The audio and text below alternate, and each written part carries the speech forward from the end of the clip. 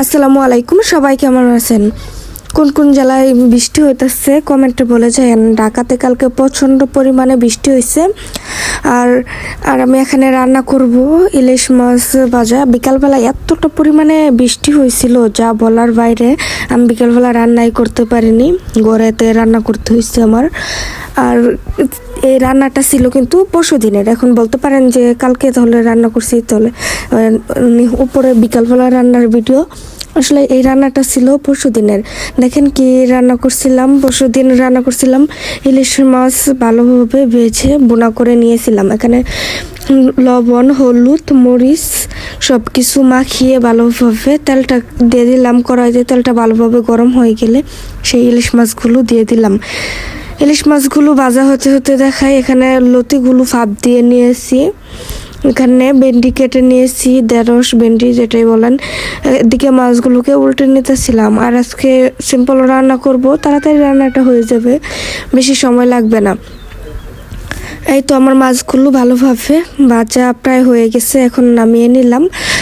আর নামিয়ে নিয়ে এখানে কড়াইতে দিয়ে দিলাম পেঁয়াজগুলো ভালোভাবে টেলে নেব লাল লাল করে। তখন এখানে মশলা দিয়ে দিব, পানি দিয়ে মশলা দিয়ে ভালোভাবে এটাকে কষিয়ে সেই ইলিশ মাছগুলো দিয়ে এখানে এটাকে আমি বোনা করে নিব একদম।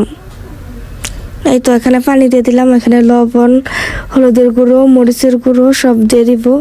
দিয়ে মশলাটাকে কষিয়ে নিব ভালোভাবে।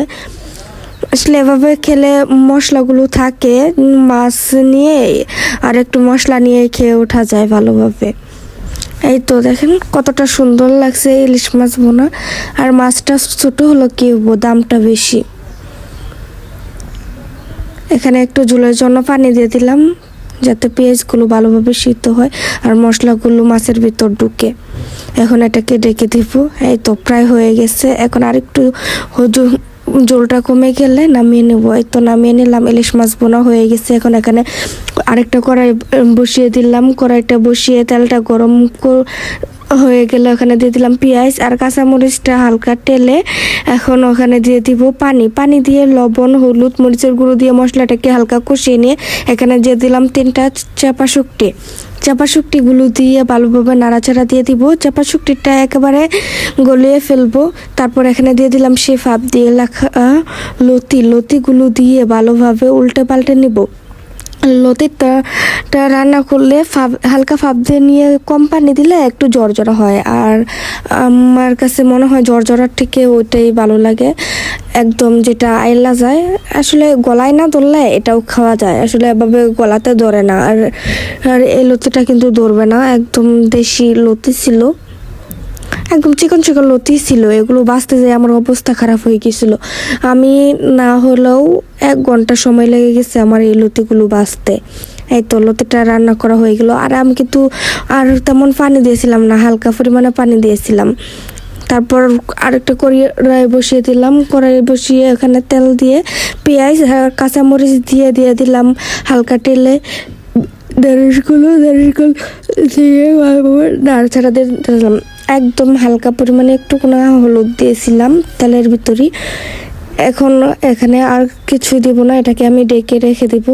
তো বাটি একটু পর নাড়াচাড়া দিয়ে দিতে হবে। এই তো বাজিটা আমার প্রায় হয়ে গেছে, ঢেঁড়সগুলো ভালোভাবে সিদ্ধ হয়ে গেছে।